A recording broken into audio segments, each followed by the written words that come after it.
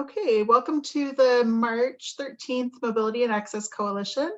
We'll go ahead and get started. So you all, it's the same spiel, but you all know that there's a call-in number on the invite. So it's a one-tap call-in number. So if you happen to lose connection, which just FYI, my internet's a little bit unstable today, so Jessica is able to fill in if I lose connection. You're able to call in just using that link that's a one-call connection and listen in on the conversation. And a couple of housekeeping features. The mute function is down in the bottom left-hand corner. If you need to speak up, you can unmute yourself, but we ask that you keep it muted if you're not speaking for the group. And then also we have the camera. You can start and stop video. It does help to have video when you're communicating. It helps put everything in context. And you can look at other people's comments in the chat and then who else is on the call. Additionally, we are recording this meeting for note-taking purposes and making sure that our staff who aren't able to attend are able to watch it. So we'll go ahead and get started. Just a FYI, our meetings are on Mondays, the second Monday of the month. And we really focus on equity and transportation equity. We believe that transportation access is important to improved quality of life, meeting your basic needs, and having access to opportunity. Today we have a wonderful agenda. We have a couple of short updates, and if I didn't reach out to you and you have some little quick update that you want to do before the panel, just let me know after we talk about the Mobility Heroes page. And then we have a driver shortage panel discussion. So we have we tried to intentionally select people from diverse organizations to just discuss like how the driver shortage is impacting them and what innovative ideas they've taken to address it. After the panel, we'll talk briefly about the Mobility Heroes social media campaign that we're planning on starting this month. And then briefly, I'll just talk a little bit about the Area Agency on Aging Transportation Assisted Transportation RFP, since Carol crosses it here and I didn't coordinate with her well in advance. I'm not sure how much details. I just wanted to let you all know that it's coming up. So we'll go ahead and get started first and foremost with the Lunch and Learn. So we have a Lunch and Learn this Wednesday with Colorado Car Share. I'll go ahead and put the registration link in the chat.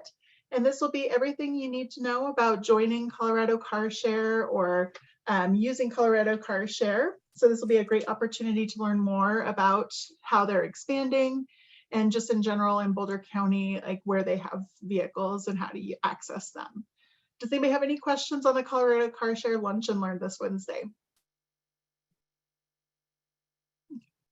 So I put the registration in the chat and definitely feel free to share it with your networks, just so you all know the Lunch and Learns, the target audience for those is nonprofit organizations or government programs. So basically people working with consumers so that there's general awareness about services. And I'll go ahead and turn it over to Jessica for the next update.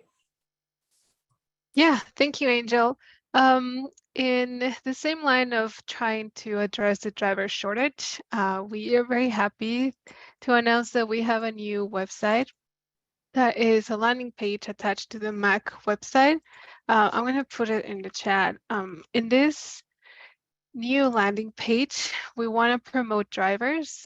So we have driving opportunities there. We also have the Mobility Heroes video that we presented at the MAC 10th year anniversary.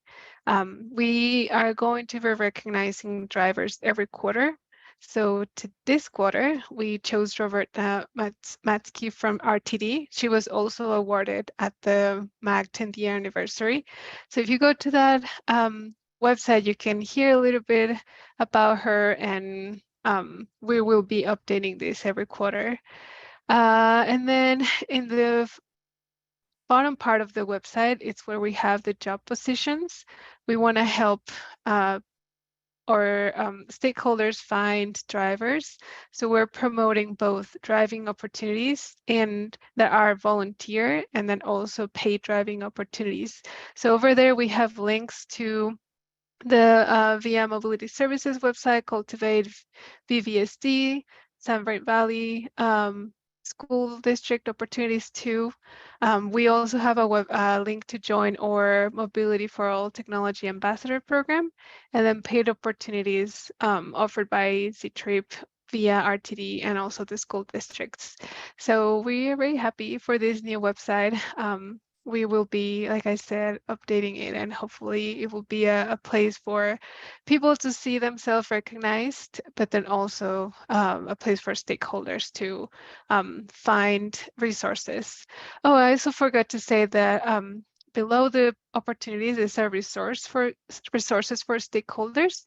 So we have different reports and other documents that we found very relevant and related to the driver shortage, in case you wanted to see what other places are doing, what other agencies have tried, and other success stories.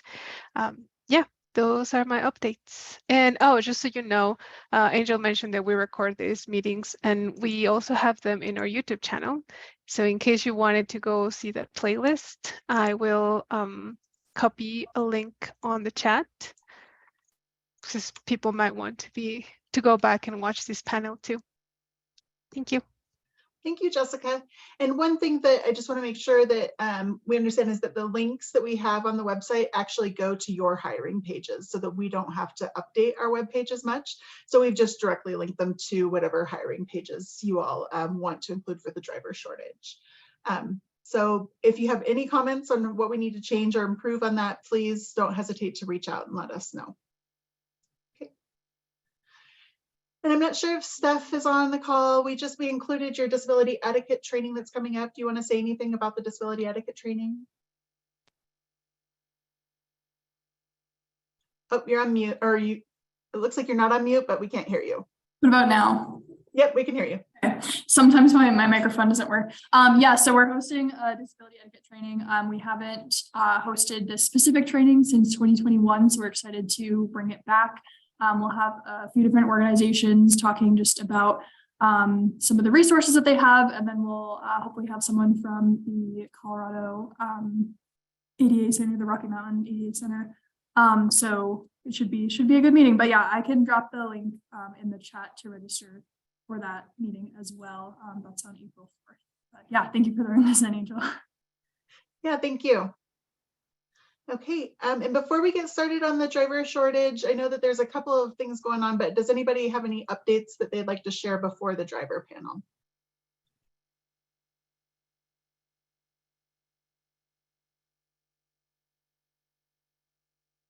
Okay, so we'll go ahead and get started. I see Brandon's hand up. Sorry, Angel. Sorry, Brandon. Hey, no, sorry about that. So I do have a few stats from RTD, if that would be helpful. I can just briefly share. By the way, my name is Brandon Figliolino, he, him, his, the Senior Specialist for Community Engagement. At RTD, we are really focusing on recruitment. And so just for some context, last year, we hired 302 new employees. And in 2022, we hired 708. We're also retaining more employees than we did in 2021 and 2022.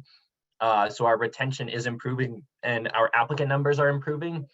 We are really still focusing on support staff, so individuals who are in service and cleaning, as well as in mechanics and light rail operations. So it's not just an operator shortage for us, we're also really looking for these critical pieces that help us keep the buses and the trains in good repair, so that way our operators can ride them.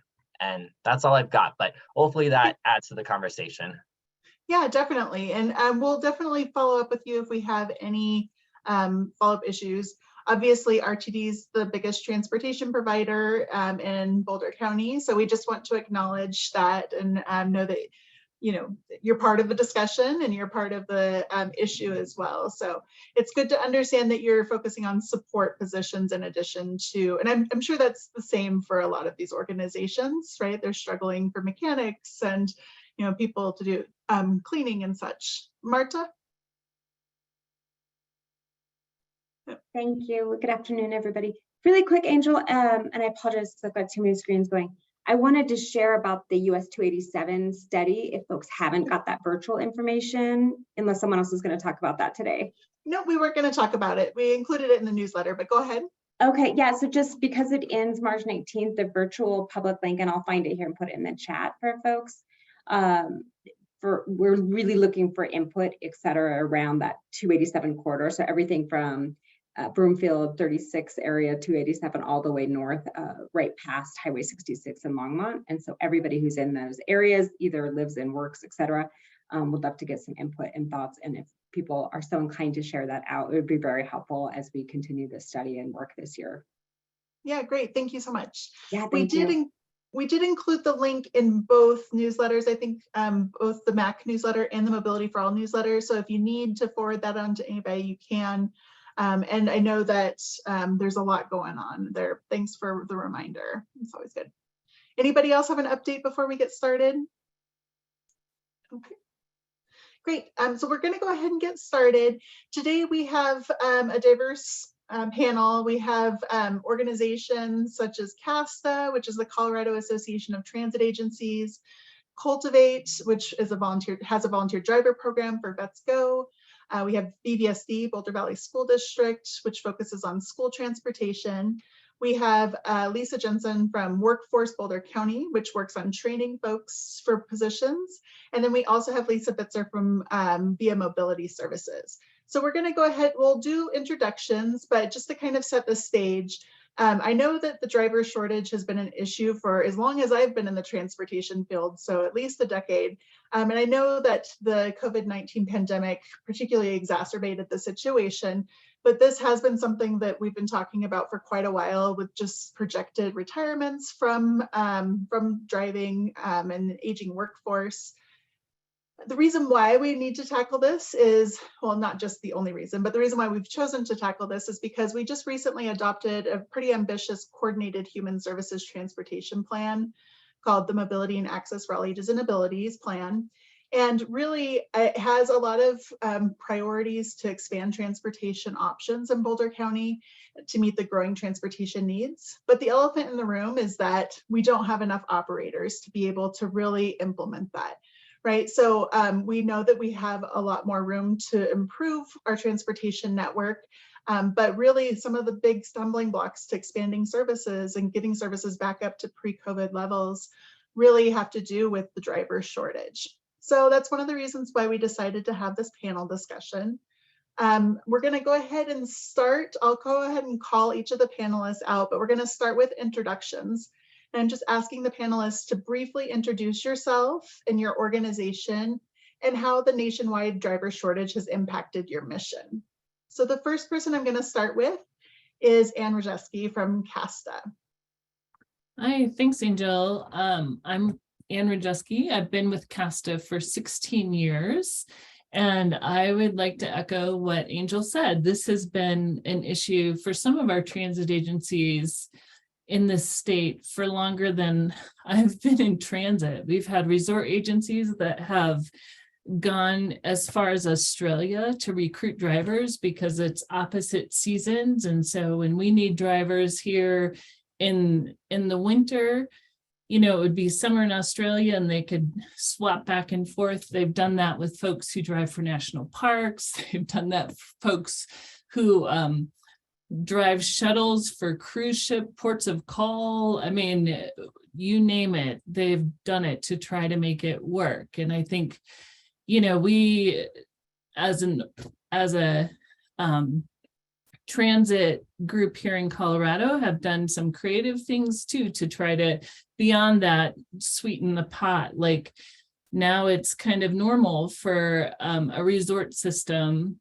or agencies that serve resort areas to provide ski passes and to provide housing because of the ramifications there. So this is not a new situation. Angel, remind me what this question is so I don't go too far. It was introduction about your organization and how the nationwide shortage has impacted your mission. I'll put it in the chat as well. So future. Okay. And I see it.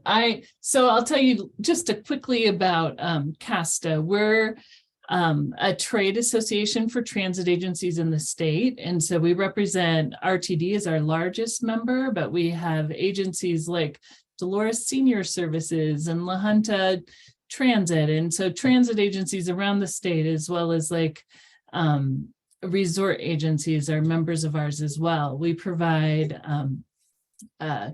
advocacy work at the state level and the federal level. And we also administer the National Rural Transit Assistance Program for the state of Colorado. And then how it's impacted us is just that we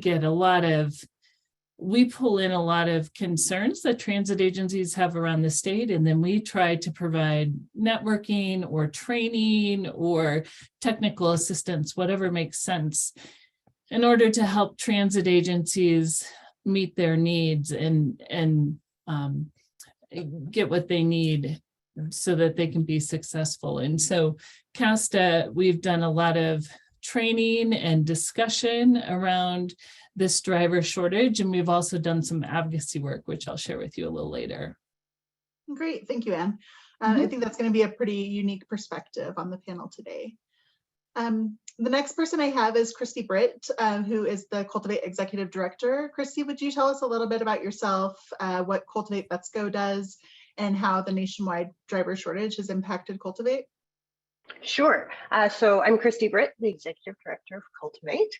We serve seniors in Boulder and Broomfield counties in a number of programs, but the one relevant today is our Vets Go program. We've provided volunteer transportation services since 2008, and our current demographic of service is military veterans, senior military veterans, and their senior family members. So we provide no-cost rides that are fulfilled by volunteers, and really the only criteria to enroll in our program is that you have to be 60 plus, live in Broomfield or Boulder County, and for this particular program have served in the U.S. military or have a family member, parents that may have served, children who've served, or be a spouse or widow of a service member.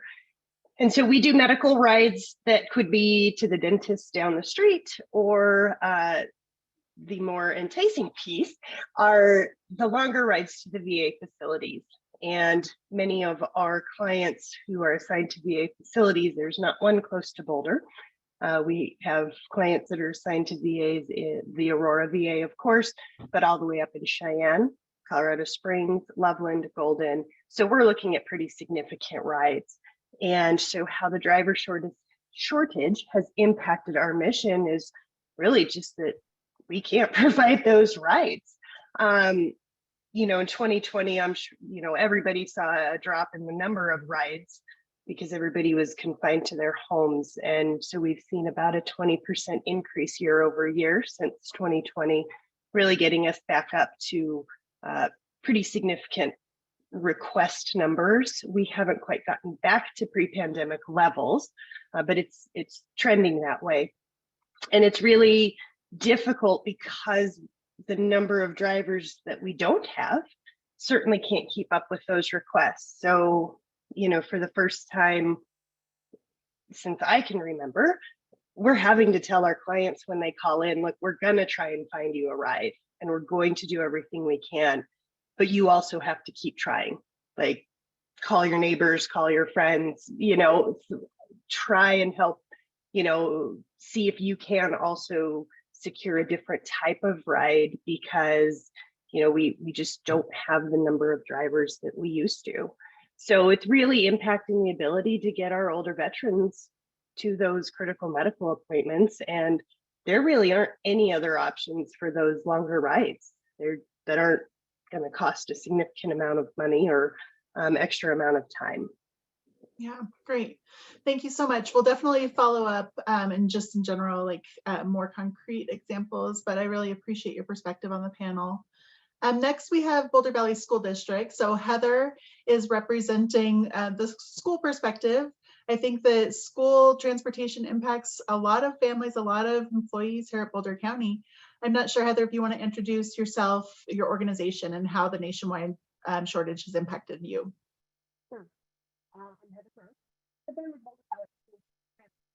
We can't hear you, Heather. You were unmuted, but you were muffled. So I'm not sure if it was just you weren't close enough to the. How about now? It's still pretty quiet and muffled. So if you want, we can come back to you if you have like a headset or microphone or something like that. Yeah. Okay, great. We'll come back. Okay, next, I want to call out Workforce, Boulder County. So Workforce, they do a lot of help with job placement and some training. So we have Lisa Jensen here. Lisa, would you talk a little bit about yourself, your organization, and how the shortage has impacted your mission? Of course. Thank you for inviting me and having me here today. I am a program manager at Workforce Boulder County. I oversee our career services team, which means that we work to help people get tuition funding to get training in in-demand fields. And so, of course, CDLA licenses are very much in demand.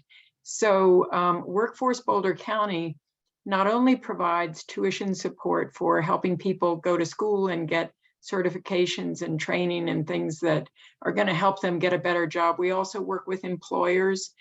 We have incumbent worker training funds. So we have lots of different resources for the employers and job seekers and workshops, et cetera, et cetera.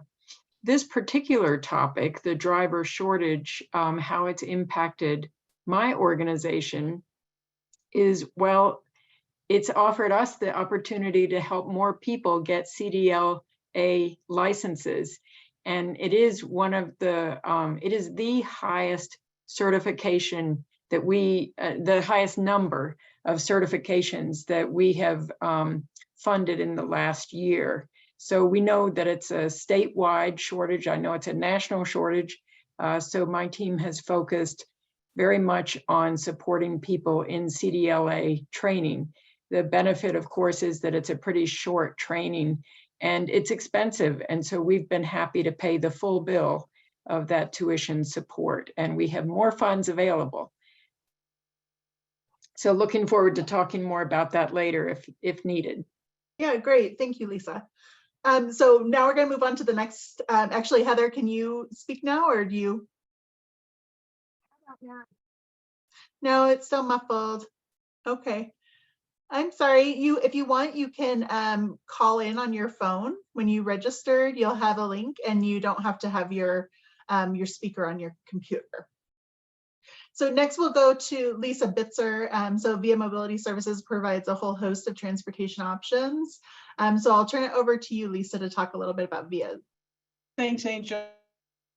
I'm Lisa Bitzer. I'm the Director of Operations here at Via Mobility Services. Been with Via 20 years next month, so it's been a long time. Via provides services, paratransit services for people 60 plus and or have disabilities in Boulder County, Larimer, parts of Larimer, parts of Weld, the Denver metro area. And we've definitely had our ups and downs with the driver shortages, especially starting to come out of COVID. There for a while, we were down several drivers. It was hard to get people in the door. We've had to raise our wages to be competitive with the market out there. And so I would say in the last several months, we've done actually quite well.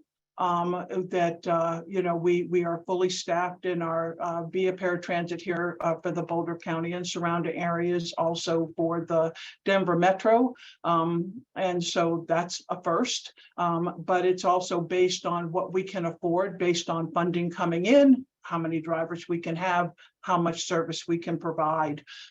We've definitely seen people getting more and more comfortable going back into the world, wanting transportation. Our denials are high.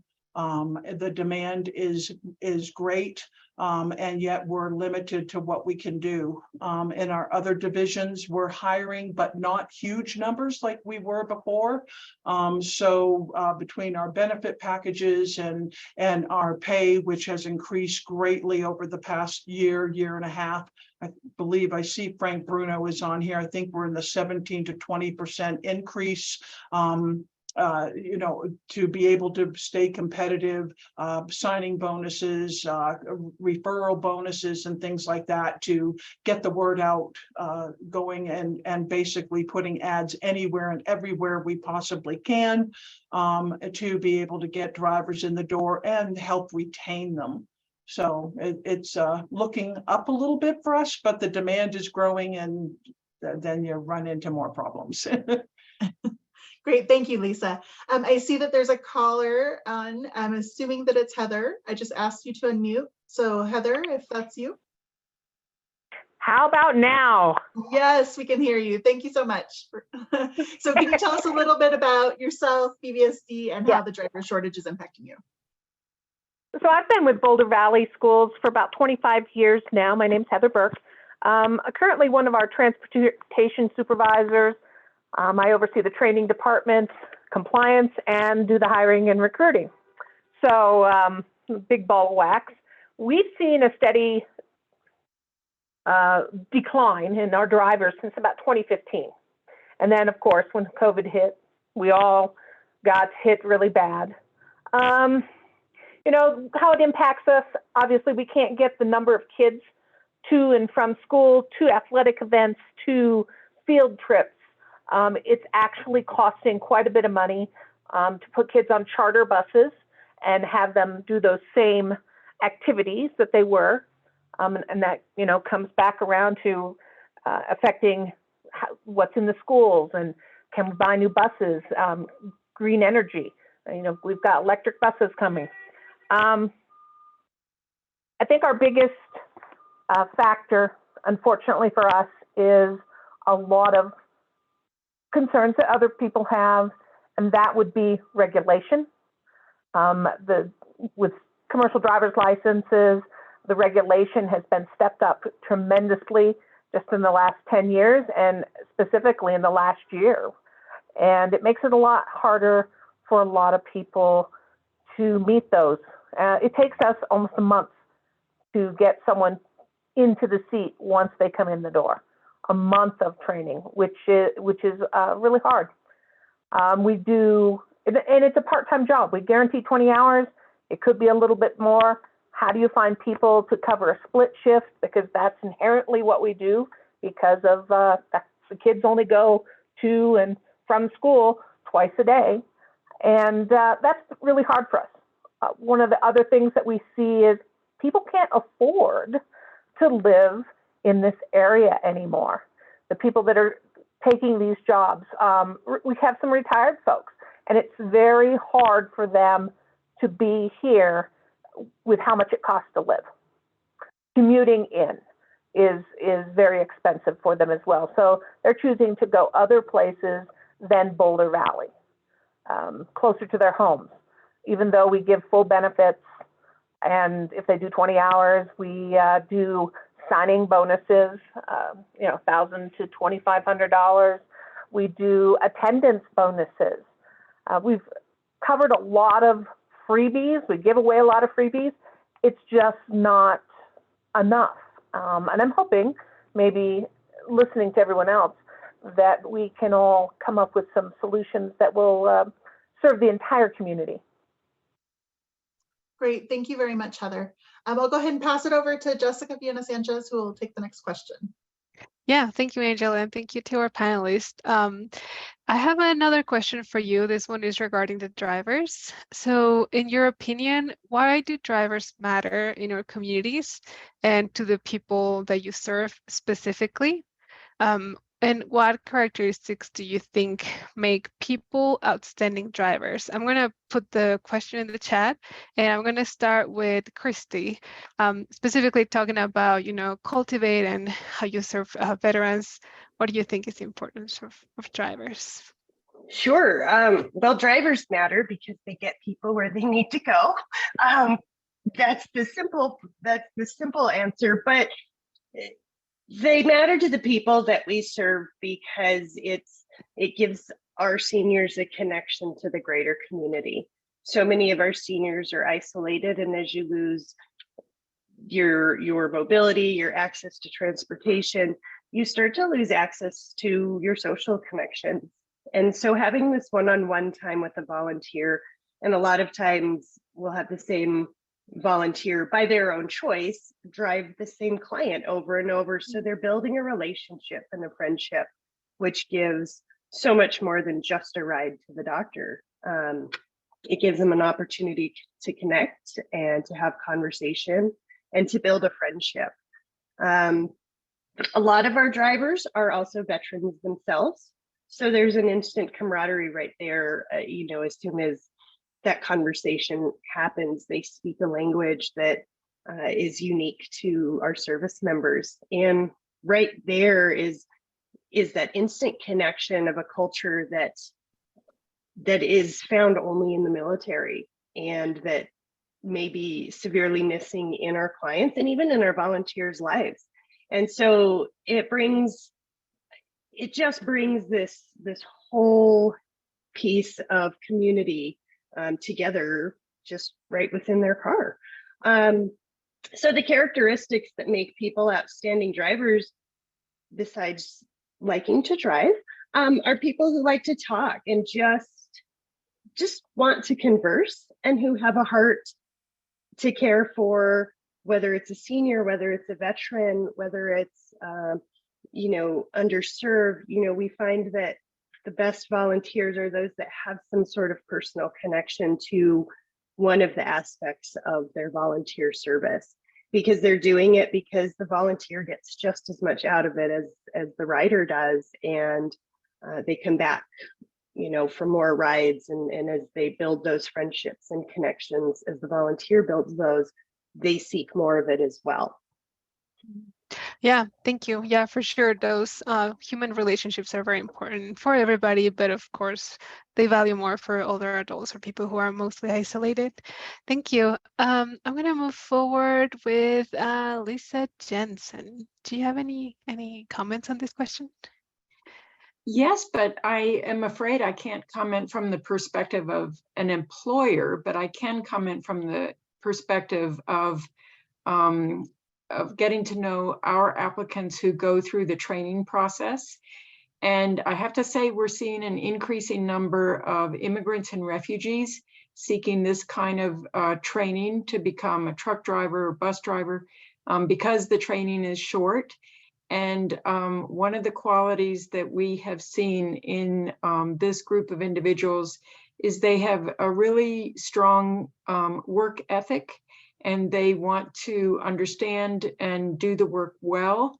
And they're also looking for an employment opportunity that is going to allow them to become financially stable. So having a well-paying job is very important to them. And then finally, we have learned that, for a while there was sort of a rush on taking the training course. I think NPR must have done an article, a story on it or something. So because we suddenly got a lot of people in the door wanting to get that training, and realize that it's actually quite a physically demanding job.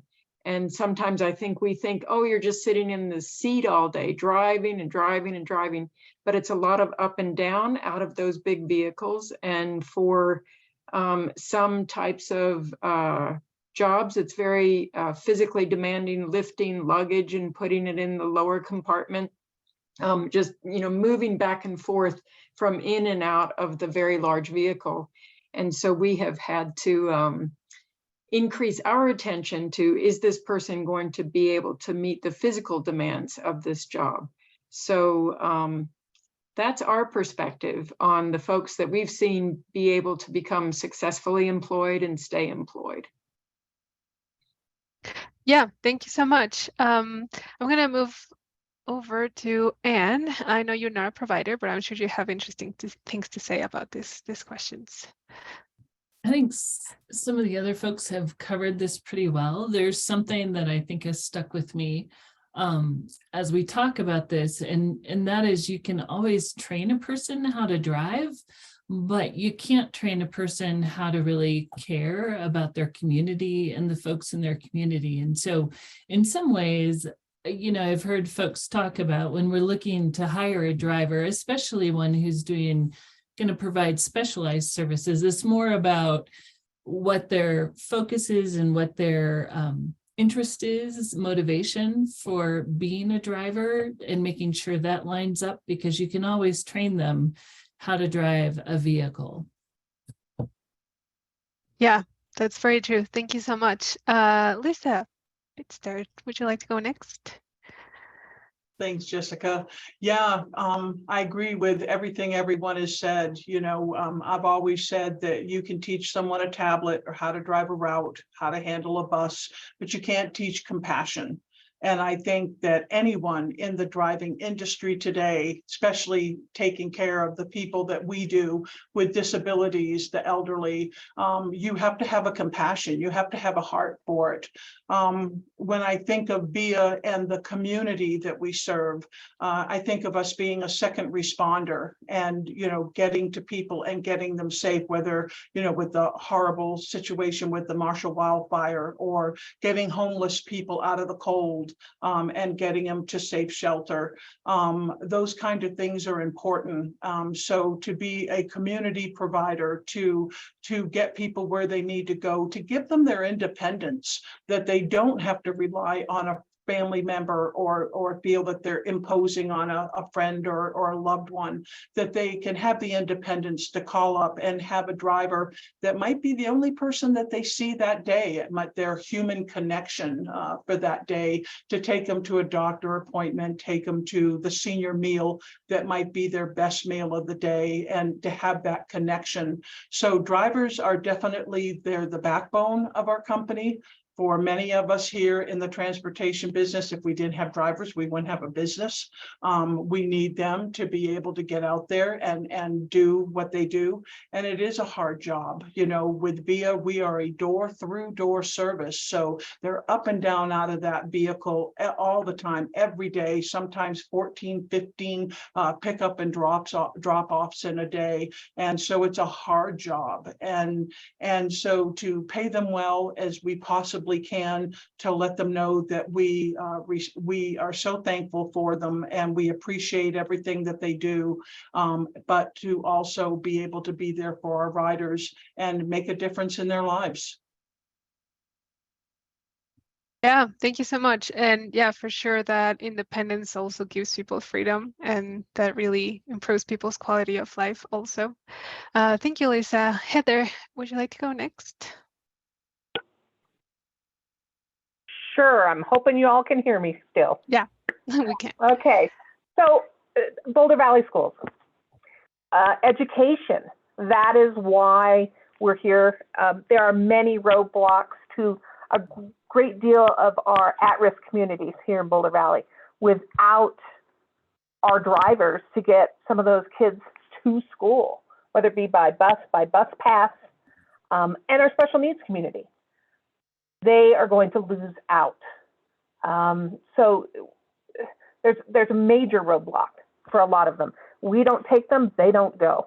And education is key for them to go further in life, to do the things they want to do, to be successful. When I think about our drivers, when they come in, obviously empathy for our special needs students. Being able to work with children is a special gift. Not everyone has that. Yes, we can teach them to drive, but we can't teach them everything about children. Sometimes it takes a little longer. And kids can be very scary to some adults, maybe some who are getting older or haven't dealt with kids, didn't have families themselves. But once those people come in the door and they get going, we see a lot of people stay 25, 30 years, and it's for the children. and what we do for the children. We're the person that greets them first thing in the morning with that smile, makes their day, starts it right. And we're that person at the end of the day who ends it well for them. Some families, parents are working 2 jobs. We are supplying some nurturing while they're on that bus, even for 15 minutes. And that makes a difference to them. They know that they're seen and they make a difference. So it's important that our drivers do that, and I think they do. Yeah, for sure. I got to meet some of the BVSD drivers, school drivers at the MAG 10th year anniversary, and they just seem to be very much enjoying what they did and spending time with kids. Before I pass it over to Angel, I wanted to ask Natalie and Brandon from RTD if you happen to have any comments on this question at all, or if we just move forward to the next question. I have nothing to add at this time. Thank you. Okay. Yeah, thank you, Brandon. Angel, would you like to go next with the next question? Yeah, sure. So my next question, thank you so much for all of your questions so far. But my next question really has to do with recruitment. What challenges are particularly big in your mind to recruiting enough drivers? And what efforts has your organization done to overcome those barriers, such as maybe changing your hiring process, maybe changing your onboarding process, increasing compensation, a couple of you have talked about, or any professional support or development or anything along those lines. I'll go ahead and start with Lisa. What has VIA been doing to change, to address those barriers to recruiting new people? So we've done a little bit of everything, right? You have to be competitive out there. And so where we place ads, how we word our ads on, you know, getting people interested, getting them in the door, how you talk to other people. I mean, for a lot of our drivers, word of mouth. So one driver will tell another driver, you know, come work. So offering bonuses and safety bonuses and attention, you know, being on time and doing your job well. You know, everything that we do to be able to help get drivers in the door, to keep drivers in the door, the training that they go through with our wonderful trainers and safety department, learning everything that they need to do to be safe and to do the best job possible. And then constantly offering the support once we have them in the door, to keep them in the door, to be able to you know, want them to stay. I mean, we've been very fortunate. We have a lot of drivers here at VIA that have been here 10 years, 12 years, 15, 20, and more. So, you know, it's not just getting drivers in the door, but keeping them in the door and being able to reach out to anything and everyone to get the word out there of what the need is and what the expectations are of the job. Great, thank you. Next, I'll go with Heather. Heather, can you talk a little bit about BVSD and what barriers you face? You mentioned a little bit about a split shift in 20 hours, but do you want to focus on or elaborate a little bit more? Well, I think you all have heard in the legislation at the national level, we have a national preschool program that starts next year that we're mandated to do.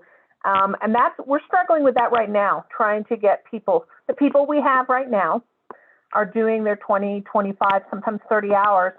And that's dependent on some middays for these young kids, taking them back and forth. However, with the universal program, we're trying to think outside the box on what else we can provide these people, because they will not be those middays when we have these 7-hour-a-day programs. So we're really stretching. This is one thing I think BVSD has that a lot of these other organizations don't, and that is we have the opportunity to grow our own. So this year, as far as our hiring and recruiting, we're actually going out to our technical school, to some of our high schools, our high school counselors. There are students out there that don't see themselves going down the college path. They don't know what they want to do. or they want to go to the technical school, or they just want to take a gap year, or they want to take a gap year and their parents want them off their insurance. Those are things we can do. So at 18 years of age, we can bring them in. So we're going out to the schools and we're really making a push for those kids that are graduating that haven't thought of anything, what they're going to do, that next step. So we're going to try that because we've tried everything that everybody else has already. This is our way to maybe make a dent in our shortages by growing our own. And we have a couple already, so we'll see. Great, that's a great idea. Christy, as far as from volunteer drivers, what challenges are you seeing? I know that volunteers tend to be a little bit older sometimes, so I don't know if you've done anything to address some of the barriers for recruiting more volunteers. Definitely. You know, the barrier in and of itself is that it is a volunteer position. So our volunteers are not getting paid, so we cannot increase their compensation. But we have found some creative ways around that we have noticed do help in our recruiting efforts. We don't ever want the volunteer position to cost the volunteer anything should they choose to seek reimbursement. So we do have mileage reimbursement, which last year, for the first time in quite a long time, we did increase to cover, well, the cost of living and the cost of gas and things like that. So we found that to make a pretty significant difference.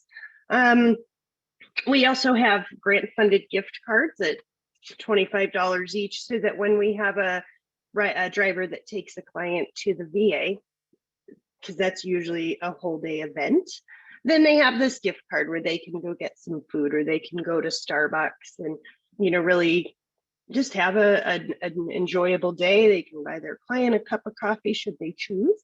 But it gives them that opportunity to just go and not worry about the cost of gas and not worry about the cost of food. And we found that actually for the younger drivers, that is quite an incentive, because if we're looking at college kids who are looking to fill their extra time, that makes a big difference, because they may not have pocket change to just, you know, drive all the way to Aurora or Cheyenne on their own dime. So that has helped. We've also found that, you know, while we are the way, you know, to Lisa's point, you know, the way we word ads makes a difference. That, you know, we definitely appeal to those who have a heart for seniors, but we also appeal to those who have a heart for veterans and their families, because, you know, they're serving the service members who have served our nation. And so we've gained traction in that area where we focus, especially in veteran, when we're at veteran events, where we're really focusing not on the senior component, but on that veteran appointment. And when we're appealing to other veterans who have gone through the VA system and understand the unique challenges that come with the VA medical facilities in and of themselves, they really resonate with that. And they're like, okay, yeah, this is something we want to do for our fellow service members.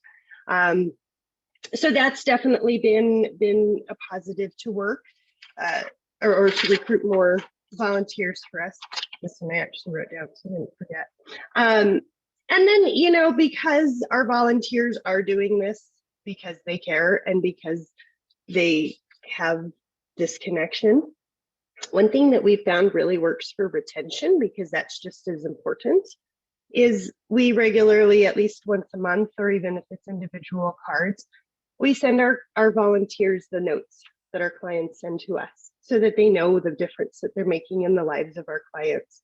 And, you know, even if it's just to hear that, wow, that ride really made a difference, that really keeps our volunteers connected and coming back to continue to do what they do.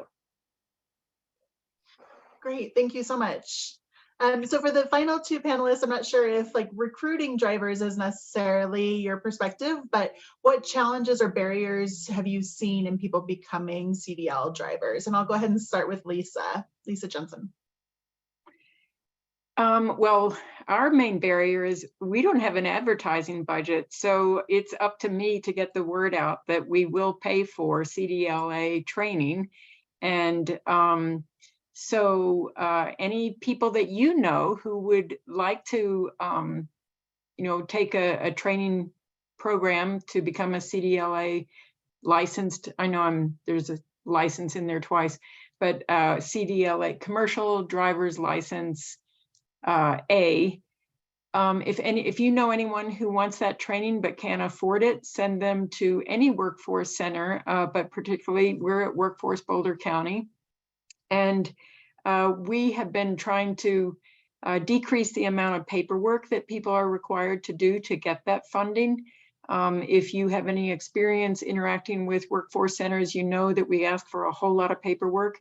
So it's been one of my missions to make it easier for the clients, a little less burdensome to get all of that work done. And then we keep up with the clients as they are going through the training to make sure that we can help with any obstacles. If somebody had to suddenly got COVID and couldn't start their training on time, we keep in touch with them, and we stay in touch with the training provider to make sure that that client has the opportunity to finish their training in a timely manner. And we have very good working relationships with a number of training providers in this area. And so we are able to advocate for the person taking the training. And we had one individual barely fail the exam. And she was so upset at not passing the driving test that we interceded on her behalf with the training provider to give her another opportunity, which they did, and she passed with good flying colors the second time. So it's worthwhile working with the Workforce Center to help with these kinds of training programs. Great. And just to clarify, Lisa, there's workforce centers all across Colorado, correct? Yes, there's 54 workforce centers, and we all have federal dollars to help people with short-term trainings that are in demand like this one. Great, thank you. Anne, what challenges or barriers do you think the transit agencies of Colorado are experiencing in recruiting drivers?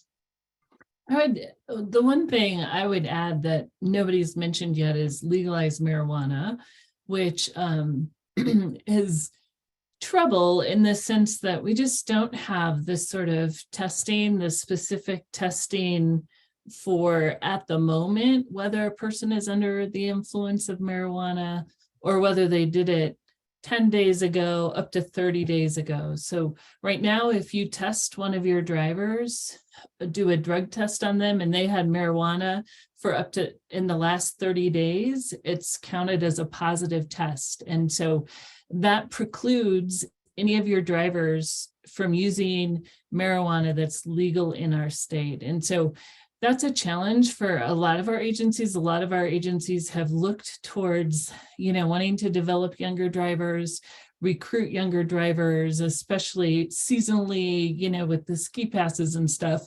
But that happens to be also the same demographic who maybe is most excited about legalized marijuana. So it's a challenge here in Colorado, but I'll tell you, I have talked about it in the last national level association and DOT conversation I had with one of our national level associations. And so it's not just a Colorado situation. There's so many states now that have legalized marijuana that it's becoming a bigger deal. So we're hopeful that we can find a way to, there's actually some funding in the IIJA for advancing testing for marijuana and people to determine a little more closely whether they've been using marijuana, for instance, more recently than the last 30 days. So working on that is something that is important, I think, at the national level, because that's where that sort of change can happen. Great, thank you so much, Anne. So it's one of the unintended consequences, correct? Right. We didn't necessarily think about that when we were legalizing marijuana. So I'm going to pass it over to Jessica, and after Jessica's question, we are going to open it up to the audience. So if you have questions you'd like to ask, please jot them down. So Jessica, I'll go ahead and hand it over to you. Yeah, I just wanted to acknowledge, Heather, you wanted to add something to the discussion? Now, we also have that problem with the marijuana, but we are seeing it through all our age groups. And it's not just about marijuana, but it's the opioids. It's also some of the antidepressives, the anxiety medications. So there's a lot of things that don't pass DOT muster that we've had to deal with quite a bit in the last, 2-3 years with COVID. A lot of people have reached out for mental health help from their medical providers, and they've been prescribed medications that that preclude them from being a DOT license holder. Opioids. I've got older folks who have retired, and they're like, "Hey, this CBD oil and the creams are great. My joints feel great." And unfortunately, I have to tell them, that can test hot and preclude you from doing this. And now with the overregulation, this can actually take some of the drivers out of the driving pool for years. Yeah. So. Yeah, well, yeah, thank you so much for adding to that discussion, Heather.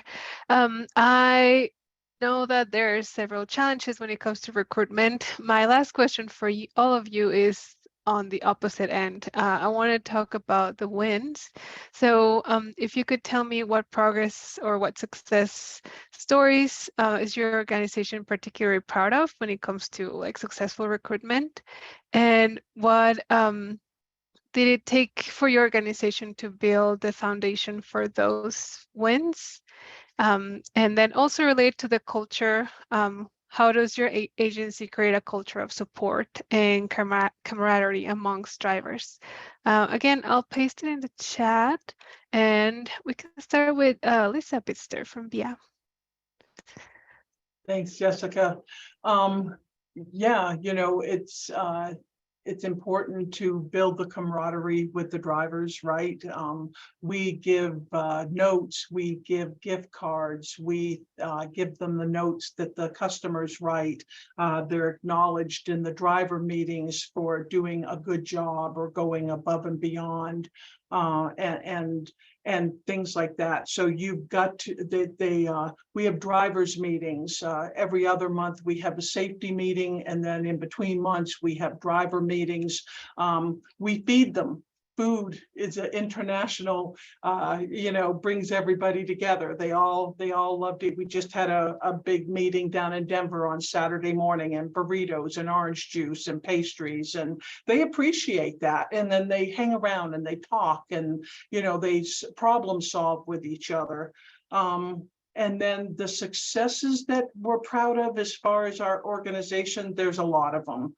We're very proud of the recruitment and the team that we have that have gone above and beyond day after day, getting people in the door, the training department of how hard they work to train our drivers, and some need a little extra and they don't finish it like in the allotted time. So we do those extras. Proud of the organization of being a second responder and being there for the community. And so I see Danny O'Connor is on this meeting. When Danny calls me and says, "Hey, we need help and this is what's happening," my drivers will come up and say, "What do you need? Where do we need to go? How do we need to do it?" And so, we've become this well-oiled machine of getting out there and saving people and getting them to safety. Just all the way around in our company to build a solid company, a solid foundation.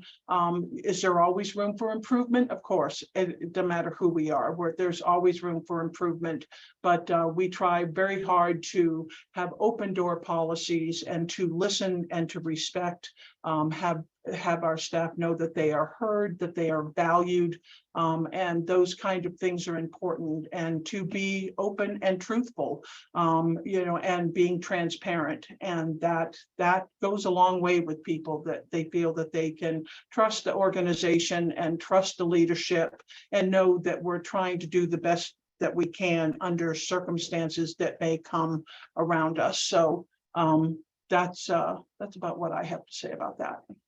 Yeah, thank you. I love hearing about VIA giving opportunities for drivers to just get together and have fun and eat. I think it's very important. And I'm sure it makes them feel valued. Lisa Jensen, I know you're not a provider, but I wonder, you mentioned some successes helping people get jobs, like helping this lady get another test, or working with migrants or with refugees. Do you have any other successes or wins that you would like to share? Well, I think that Workforce Boulder County last year funded 25 people to get their CDLA, and I'm pretty sure we're on track to do better than that this year. The other thing that I'm proud of is that, as we all know, costs have dramatically increased, and the cost of a CDLA training has also increased. Last year, it was approximately $5,000. And now it's up in the ballpark of $8,000 to $9,000. And so we got approval to raise our ability to pay for that cost at its higher level. And we also provide additional supportive services. If someone needs particular equipment or a uniform, we can buy that for them. We even purchased a laptop for someone who didn't have the ability to apply for jobs or complete the classroom portion of their CDLA training. So we purchased a laptop for them. So make sure you go to your workforce center and access these resources for anyone you know who could benefit from them. Awesome. Thank you, Lisa. I'll go with Heather next.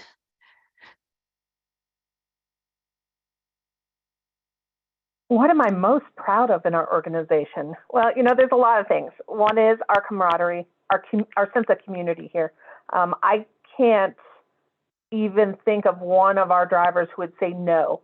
We helped with the Marshall Fire. Anytime there's unfortunately, active shooter, and luckily we've been, those have all been hoaxes so far this year, and that's really good. They are first to just jump in. They drop everything. They drop everything in their personal lives because it's about the kids.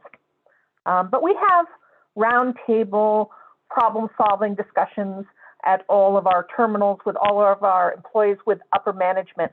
The people are writing the checks who can make a difference by writing the check. Food, yes. Food. We have a lot of food here. A lot of good cooks as well. But bonuses. And then there's those people who I just can't stay because I can't afford. I got to leave. I got to go somewhere else. No. Let's look, because we have so many departments here at Boulder Valley School District. We can start to fill hours with other service departments here at Boulder Valley. So a lot of food service things work well with transportation employees. Helping take money in the cafeteria, helping set up, serve, all those types of things, and you get to play with the kids at the same time. But we offer a lot of free professional development. So these people, they're not stuck being a bus driver. And let me tell you, there's a lot to being a bus driver, as we all know, because not only, like Workforce has the Class A CDL drivers, they've got to do one thing, the new program. School buses were regulated by the national level, but we're also regulated by the state Department of Education. So we have to follow their rules as well, and that ties our hands a lot. Staffing. I think staffing is key. You get the right people in place. It makes it simpler for people to apply. We have people that struggle. We can't buy a laptop because we've got to put those in the school. But we do have people that will sit beside you and walk you through every single step along the way and help you. Do you need a ride? Do we need to load you on a bus and everybody goes to the DMV to get their temporary permits? It's those little things, thinking outside the box at any moment, just taking that extra step that is working the most for us to be successful. Awesome. Thank you so much, Heather. Anne, would you like to tell us some of CASTA's wins to address the driver shortage? Sure. I'll tell you our greatest win probably happened last legislative session. A little known amendment to the zero fare transit bill included some work around CDL issues that we've been facing around the state. And so we've had some issues with smaller communities that had testing facilities or wanted a testing facility, but couldn't keep a certified CDL tester on staff. And we also were having issues with certified testers not getting enough tests in the facility they were working at. And so what we did is added an amendment that allowed testing facilities to be certified without a tester on staff, and then allowed the facility to be able to contract out another certified tester, a certified tester from Colorado certified tester, to come out and do tests for them. So in Southeast Colorado, for instance, we have a group, a mobility, a regional coordinating council group, I think it is more technically, that worked with the workforce readiness program, and they're near Fort Lyon, and there's a lot of folks that are looking for job training at Fort Lyon, and a number of community resources went together to provide low-cost CDL training, which is done primarily online. And so they set up a computer lab for people to use for their training.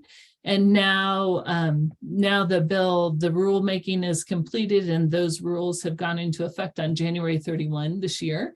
And so they'll be able now to get their testing facility that the city of La Junta has said they would own, but they don't have a tester on their staff. And so now the city of La Junta can get that certified.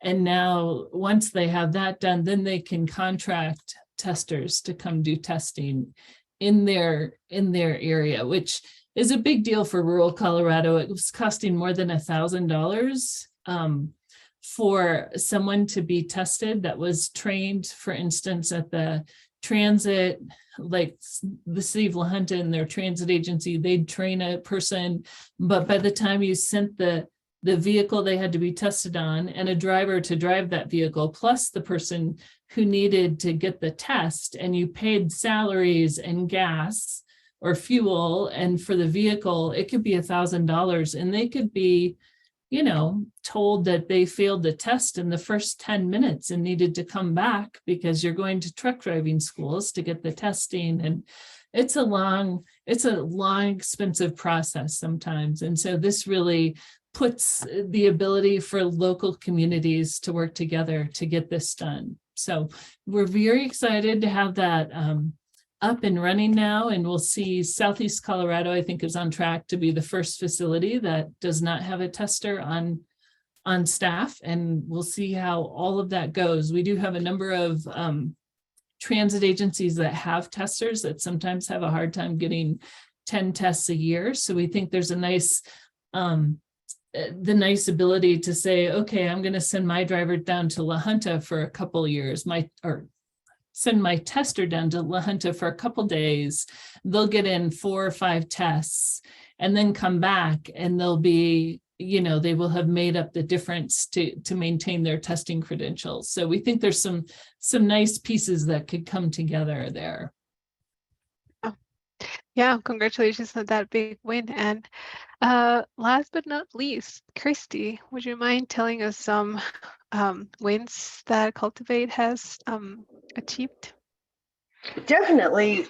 So transportation is just one of our 6 programs that we provide for seniors. So, for us, I'm particularly proud of just our ability, especially since COVID, to really redistribute our resources to make sure that each program, as it is either really popular, such as grocery during the pandemic, and transportation was not, or now as we're seeing this increase in transportation, to really be able to put the resources where we need to so that we can make sure that our clients are served. We do a lot of that. One thing that we've really put forward as a working part of our organization is our diversity, equity, and inclusion piece that overlays not only what we do as a staff and an organization, but really puts that onto our volunteers as well as a value add to what they do for our clients and for us. And so what we found, especially over the last couple of years, is people weren't getting out of their houses as much. We couldn't gather our volunteers to say thank you or be together or have that food together. Is we provided different opportunities for them to engage either with us or with our trainings that both staff and volunteers were invited to. And what that also then did is give our volunteers tangible resources for situations they might encounter with our clients. Some of them maybe not, but a lot of them yes. And so some of those trainings, we had a veteran do a training on 15 things veterans want you to know, how to talk to someone with a disability, several mental health trainings, so stigma-free trainings, mental health awareness, CPR first aid, safe driving classes, dementia awareness, Project Visibility, so that really our volunteers can also exude the diversity and that equitable treatment and access to our clients. And it also makes perhaps a non-veteran more comfortable driving a veteran, because we have heard, what am I supposed to talk to them about? Well, they're just another person. But here's some things that might get the conversation started. And so we're really proud of the culture that we've built among our staff and our board and our volunteers to really just have that open and inclusive organization and atmosphere, and really that's just something we do every day. And we feel that, and in the feedback from our clients, they see it, and they're very grateful and comfortable with our volunteers. Thank you, Christy. Thank you so much for that response. I'm going to pass it over to Angel for the Q&A. So if anybody has a question, please raise your hand or put it in the chat. Yeah, thanks, Jessica. Does anybody have any questions? I got a couple of comments that they've really appreciated the discussion, the forum. So it's definitely been interesting. I'll pause for just a couple of seconds to see if anybody has any questions they want to ask. I have a couple jotted down if we need a little bit more prompting. So Don't be shy. I guess I can go ahead and start off just in case people need a little bit of time to gather their thoughts. My follow-up question is for Lisa Jensen, actually. We have a lot of providers on the call. So we have like Z-Trip on the call as well, in addition to like other transportation providers. So I'm wondering, how would you partner, or how could you potentially partner with organizations to help recruit more drivers? That's a really good question. I would say you can always contact me with any wild hair ideas you have, of course. But if you know of anybody who would like to get their training and they can't afford it, you can of course send them to workforcebouldercounty.org and have them complete an interest form. As I mentioned at the very beginning, we also have funds for incumbent worker training. So that means if you have employees that need an additional skill that can be completed by a short-term training, we can pay for that. It can be anything from CPR to communication with people with disability. If there's a course that you would like a set of your employees to take, we can look into getting some grant funds to pay for that and organize that a little bit for you. And if you come up with, you've got a cohort of folks who want to go through training, you can contact me and have me organize a partnered training effort. So I'm looking forward to any ideas, any and all ideas that you might have. And I'll put my email address in the chat. Great, thank you, Lisa. Such a great resource for the community. Anybody else have any questions that came up during the discussion? As I called you out earlier, Megan from Z-Trip, I don't know if you have anything to add about what you heard from the other providers on the call? What you've been experiencing at Z-Trip?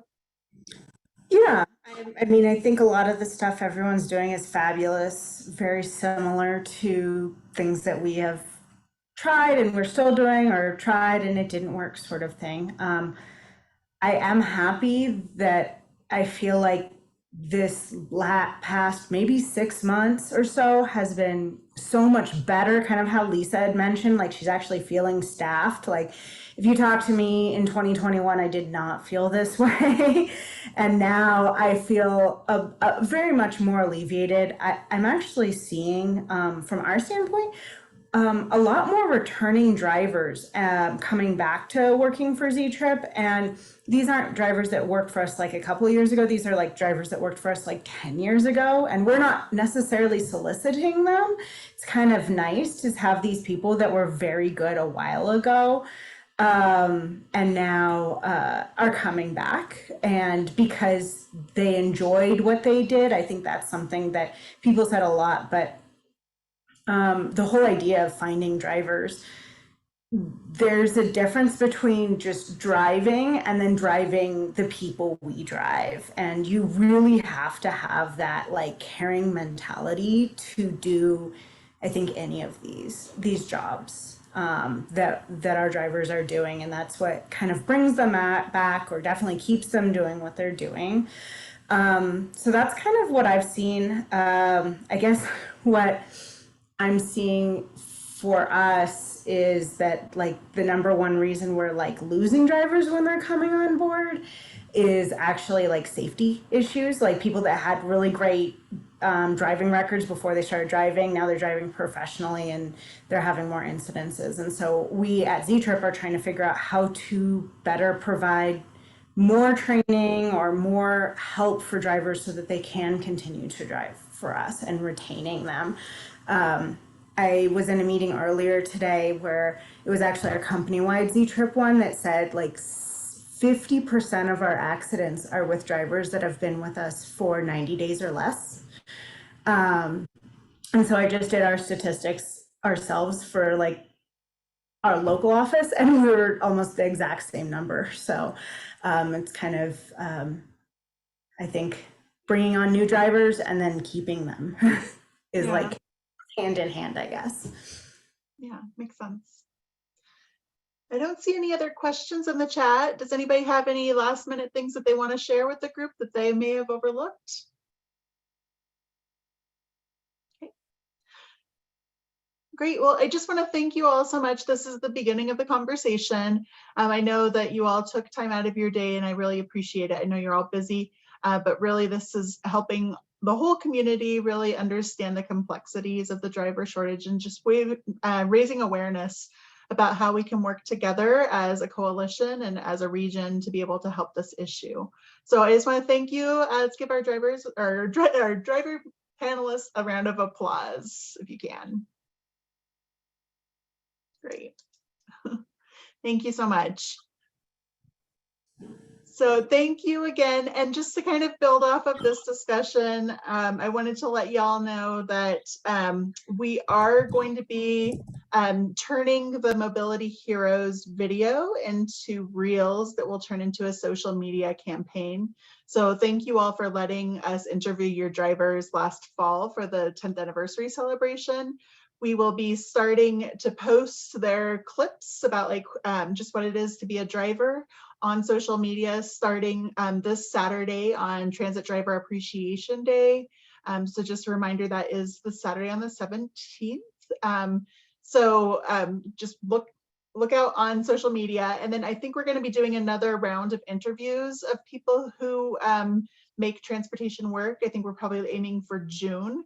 So if you think of outstanding people, I think we're going to broaden it to include other transportation staff, such as mechanics or whatever, to support transportation and mobility in Boulder County.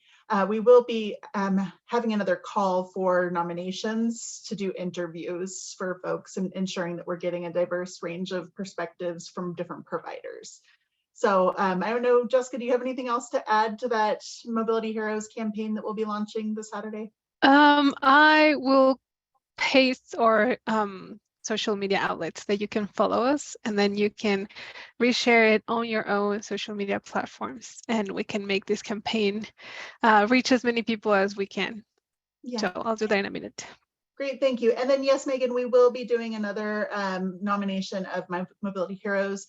We're thinking of doing it quarterly, right? We did a big push for the 10th anniversary last year, but I think we'll be opening it up for another call for heroes for to recognize in June, July time period. So that'll kind of correspond with the interviews that we want to do. So we'll probably interview the people that you all nominate for drivers and support staff and people that make transportation go. So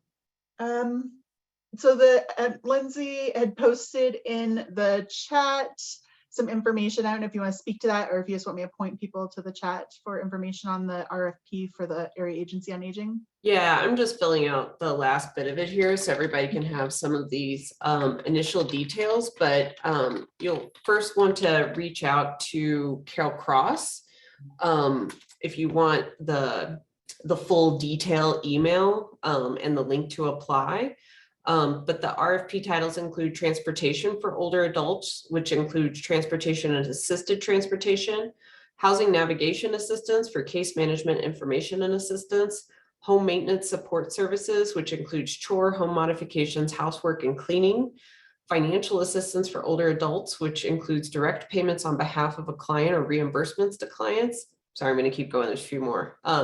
Caregiver services, which includes counseling, support group screenings / evaluation, respite, and training for caregivers of older adults. That means family and informal, not our paid caregivers.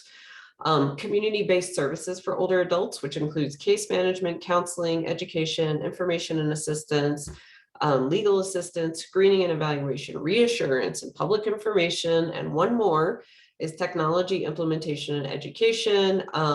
So we've been doing this Connect for Tech program for a while, and that part will include things like internet connection, devices. We have Chromebooks that we give out to older adults and caregivers, and can include education and troubleshooting and things like that as well.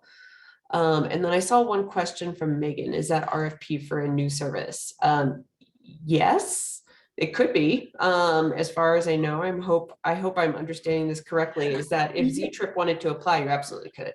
No, I guess I'm wondering, like, is this something that's already being offered, or are these all new services for the? These are not all new services. No, so these are for us to distribute our federal and state dollars from the Older Americans Act and Older Coloradans Act that we've been doing for 30 years. There haven't been any new services for us under this, as far as I can tell, for this iteration of the RFP. But especially because it's a planning year, some of this is driven by more of the priorities that we've heard from the community in our planning process. So, yeah.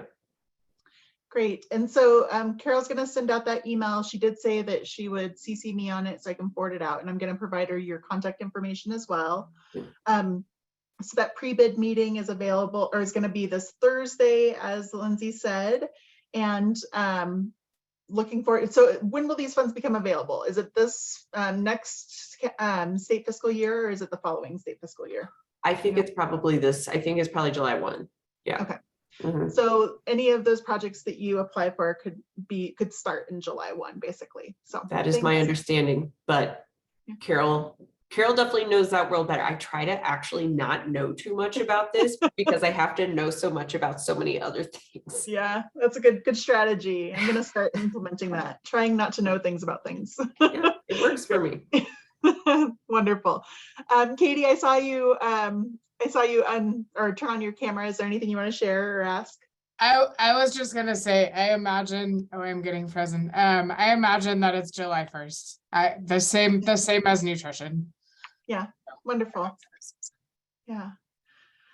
So that's great. So if you have any cool transportation ideas for older adults, definitely look at the transportation and assisted transportation pots of that call for projects RFP. Okay. Well, I don't think we have anything else on the agenda, but just want to thank you all for spending the afternoon with us and thank our panelists one more time for just a wonderful discussion and helping us raise awareness of the impact of the driver shortage.